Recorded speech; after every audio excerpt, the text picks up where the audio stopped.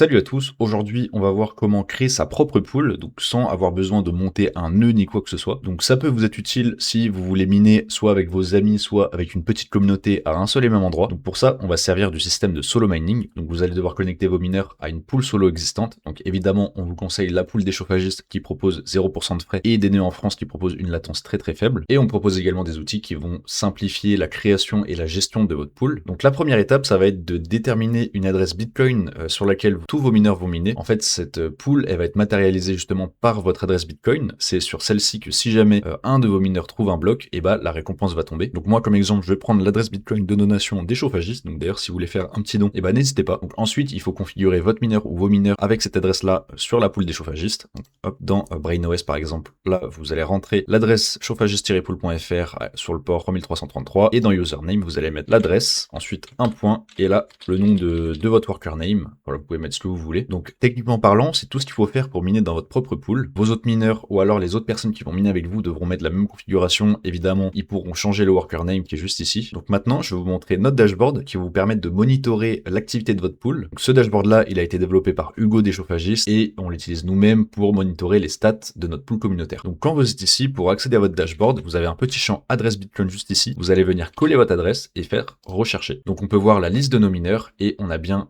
celui que j'ai configuré juste avant, eTrader ici. Donc quand on clique dessus, on peut voir les données d'historique. Donc moi, on peut voir que j'ai des données passées, mais les nouvelles données vont se mettre à jour et on les verra au bout du graphique. Alors quel type de données on a? On a le hash rate sur 1 minute, sur 5 minutes, sur 1 heure et sur 1 jour et 7 jours. Ensuite, on a la quantité de shares qui ont été envoyés à votre pool et on a le best share qui a été envoyé par le mineur. Et ensuite, on peut faire le tri en fonction de chaque champ. Et ensuite, on a une vue un peu plus globale. Donc si vous cliquez ici sur pool, on peut voir l'historique global de hash rate et la répartition en fonction du hash rate de chaque mineur. Donc je pense que maintenant vous avez toutes les informations de base pour créer et piloter votre propre pool. Il va peut-être vous manquer une chose si vous êtes dans ce cas, c'est si vous voulez miner à plusieurs et vous répartir les récompenses équitablement en fonction de votre minage. Donc il va falloir faire un calcul de répartition équitablement en fonction du travail de chaque mineur. Donc ça vous pouvez le faire notamment avec le hash rate en prenant la valeur moyenne du hash rate sur un certain temps, mais c'est pas très précis et ça reflète pas vraiment le travail réel du mineur. Ce qui va refléter réellement et très précisément le travail du mineur, c'est la quantité de share envoyée et la difficulté à laquelle il a soumis le share. Ça malheureusement c'est pas une information que vous pourrez avoir par défaut sur le dashboard. On propose néanmoins ce service, c'est-à-dire de calculer pour vous les récompenses de chaque mineur en fonction de leur travail